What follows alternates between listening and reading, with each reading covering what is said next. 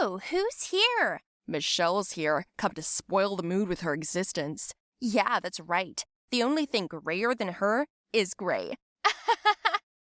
Hello, guys. My name is Michelle, and these are my friendly classmates. As soon as I turned away, eggs or tomatoes flew to my back. Yeah, I had time to wash my hair and do my laundry. I was in high school, and my life was horrible. I was among the losers, often bullied by my classmates. No girl or boy was left out. I woke up in the morning, got dressed, didn't even wear makeup, and went to school, where even more humiliation awaited me than being alone with myself. And that was that every morning people shouted nasty things at me, but I just kept quiet. Why? I was afraid of being mocked even more, afraid to respond. It was easier for me to swallow my pride, to endure, to remain silent. But I had one secret that made me want to live. So, rule number 1, if you want to get the attention of boys, you have to stand out. Everyone in the neighborhood knew about the existence of a private golf club. Our popular boys played there every weekend, and more often on a nightly basis. You could only go there by invitation, unless you were a member. After the latest taunting from Robert, the richest and most powerful idiot in the class, I decided to get my revenge. I will never forgive the way he treated me. Do you want to know what he did? Look, you'll find out next. That night, after he humiliated me, I couldn't stop myself. I wanted to go to hell, and then, sitting in my room, I saw my red-haired wig. I put on my Stephanie look and went straight to that golf club. Naturally, no one would have thought it was me. In my new look, all the guys were hitting on me, trying to get to know me, but I didn't forget about my number 1 victim. I walked into the club unobstructed. I was served a glass of champagne. Robert immediately approached me, asking who I was and what I was doing here uninvited. "I'm a new member," I said. They were all surprised. "Wow. Girl, do you even know how to hold a club?" I silently picked it up, stood in the stance, and hit the ball properly. Boom. Into the heart of the hole. I beat him 5 times in a row. Robert invited me to sit down at his table. He asked me who I was and where I was from. "Your face looks very familiar to me." "Oh, yes, you might have seen me in your dreams, dear." Immediately, his best friend Tony came up to him. They couldn't live without each other. Both rich, both spoiled, and they were both involved in what they did to me. Tony kept pouring me champagne, and I drank it and kept my guard up. We all chatted, and the guys looked at each other nervously. I drank my glass to the bottom and said goodbye to them. "Are you coming back?" "Of course, honey." I ran out of there and straight to the bathroom. I knew what they put in my drink because I'd been through this before. Before the meeting started, I drank a sleeping pills neutralizer I got from my dad's medicine cabinet while he was asleep. The next day, there was a lot of talk among the boys about who this Stephanie was. But most importantly, I saw hope in the eyes of all those girls who had been humiliated just like me. I got a text message on my other phone number. Tony and Robert invited me to their game, again, and I said yes. I went and wasn't late. I knew they might slip something stronger this time, so I didn't drink or eat anything on the club grounds. We played well a few times. One time I even gave in to Robert. He tried to put his arm around me, but I shied away, and all the same time played with him and flirted with him. I knew he was freaking out. He always freaked out if he didn't get what he wanted right away. Robert got drunk and fell asleep on the chair, and I went out for a walk around the grounds. Tony came up to me, just like I had planned. We were just talking, and suddenly I pretended to stumble, and Tony held me up and our eyes met. I looked straight into his eyes and reached up to kiss him, and then I pushed him away. "I'm sorry, I shouldn't have." It's okay. I don't mind, really." "And what will Robert say?" "What does he have to do with it? It's just you and me." "Yeah, but I guess you're only doing this with his permission, right? If he finds out we're together, you're gonna have a problem." "Do you like me?" "Yeah." "That's all there is to know." Tony wanted to kiss me again, but I held his head back and said, "I'm sorry, I can't do that. It's not nice to jump over his head." "What do you mean, jump over his head? Robert's as much a member of the club as I am." "Isn't he? It looks different from where I'm seeing it." "What, don't you think so?" "That's how it seems, Tony." Then Robert came up to us and asked if we wanted to eat, and Tony left angry. "That's weird. What's wrong with him?" "I don't know. I must have done something wrong." What did you do? He tried to kiss me, and I told him I wouldn't kiss a servant. Yeah, baby, that's right. You're worthy of a king like me. I liked you right away. Let's go to my place. Another time, Robert, my father's coming for me. Ta-da! Game on. Robert and Tony weren't talking to each other. They started having problems with all the things they did together, and there were a lot of them. School, club, soccer. Their team was losing time after time. The coach was freaking out. The teachers didn't understand, and their parents were shocked. They were threatened with having their scholarships taken away. They were very angry. They clashed right in the middle of the field and started fighting.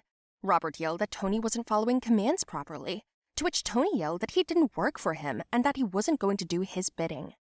You have been and will remain my debtor, Tony. Fuck you!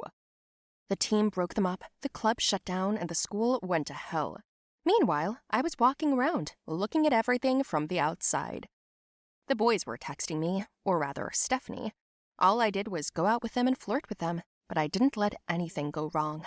I told Tony that he was the best and that he could overcome anything. And to Robert, I said, if the servants rebel, they should be severely punished and shown who's boss. Each of them heard what they wanted to hear.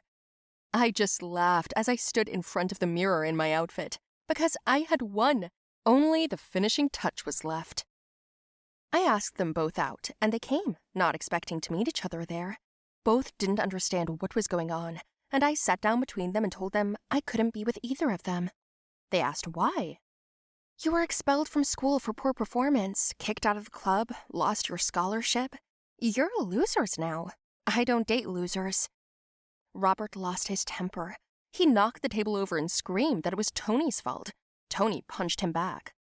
You thought I was your servant your whole life. That's not going to happen. You're nothing without me. The boys clawed at each other, started smashing and crashing everywhere, and broke a lot of dishes in the restaurant. They hit the manager, and she called the police and the owner. Oh, what a shame. The owner of the restaurant turned out to be the principal of the college the boys were planning to go to, and the receptionist was his niece. Robert and Tony were sitting in a cell. I got there a little later. Why did you come? I took off my wig. Wow, you should have seen their faces. What? Michelle? What's going on? Why?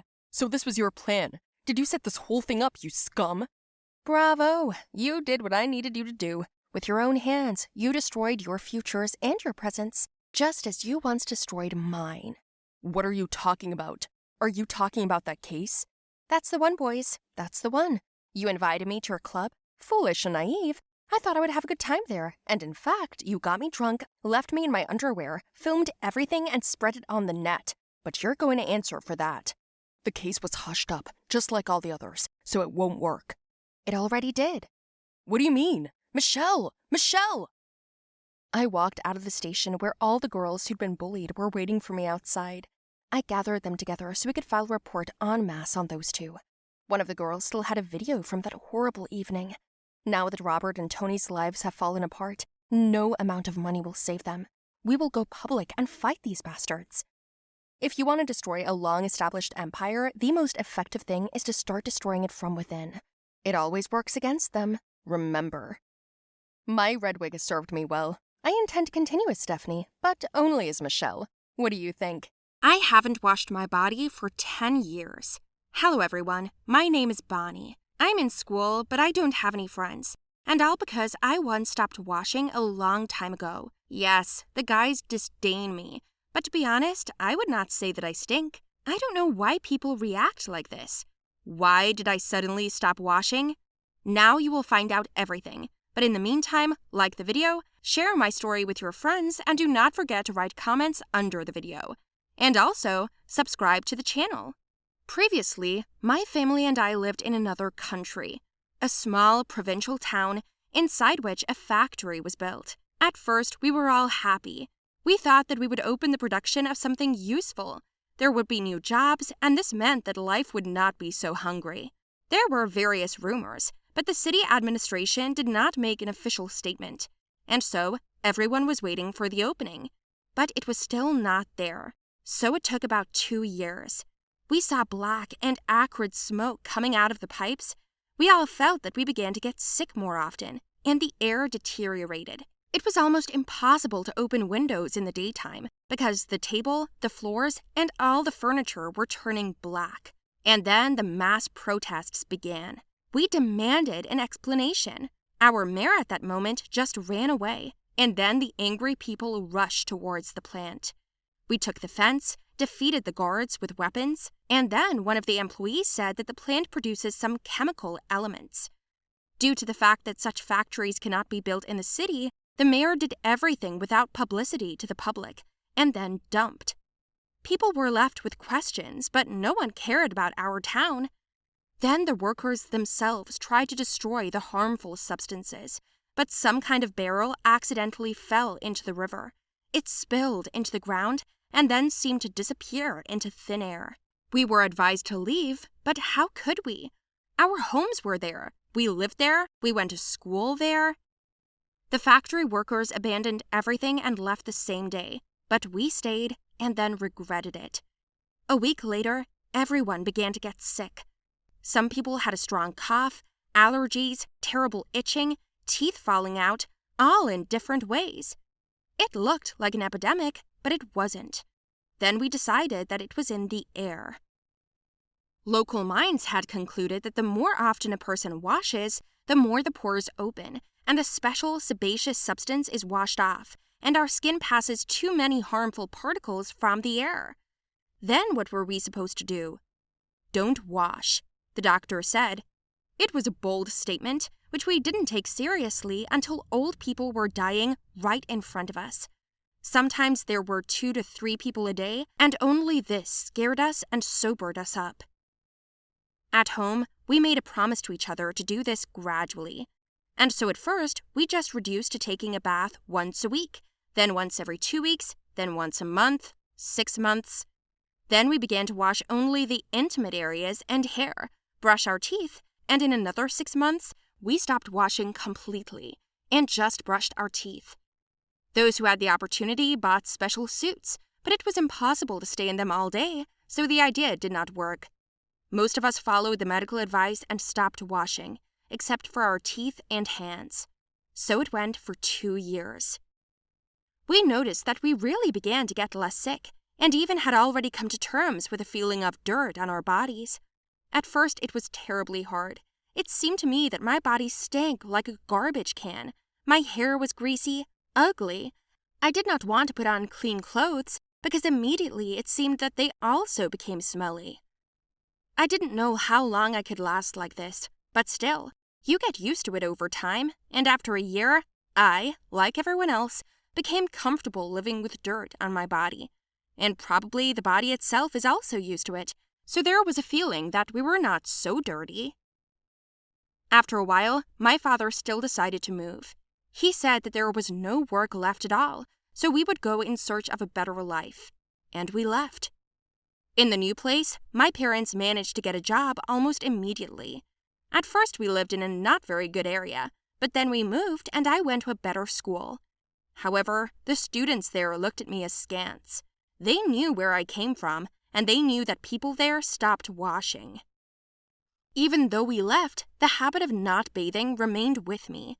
I even realized that the very idea of bathing causes discomfort. It was more difficult to overcome the thoughts. Although I could not imagine life without showering before, such is the paradox. In total, my family and I did not bathe for 10 years. To be honest, there were also disadvantages. I noticed how much more quickly my parents had aged. They looked like old people, even though they were still young. I also started to have some problems with my skin, probably because of too much dirt. My pores were clogged and I had pimples. They were even on my back and hurt a lot. I couldn't stand the pain and went to the doctor, and when he heard what I did, he was horrified.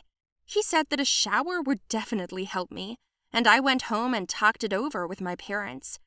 It was difficult for us to adopt this new way of life, although we understood that the society was not yet ready for the turns of the type we had, so we decided to wash up after all. I filled the bathroom for the first time in 10 years. We bought shower gel and foam. I lay down in it very slowly. It felt like a new experience, and it turns out that we forget things so quickly. At first, it felt unfamiliar and I was scared, but then I got into the swing of it and began to rub myself with a washcloth. So much dirt came out of me that the bathroom turned black, just like the water. I had to shower 4 more times after that because the dirt kept coming out and coming out. I used the entire bottle of gel and foam, and when I came out of the bathroom after 2.5 hours, my parents barely recognized me. I looked so clean with my white skin, rosy cheeks, clean hair, and smelled so good. My parents followed me and also bathed for a couple of hours. At that moment, we realized that we were not in danger of air in our new place. On the contrary, if we do not observe hygiene, the sores will get worse. We were even mentioned in the local newspaper as the dirtiest family after we washed up. From that day on, the habit of taking a shower remained every day. How long would you have lasted in our place?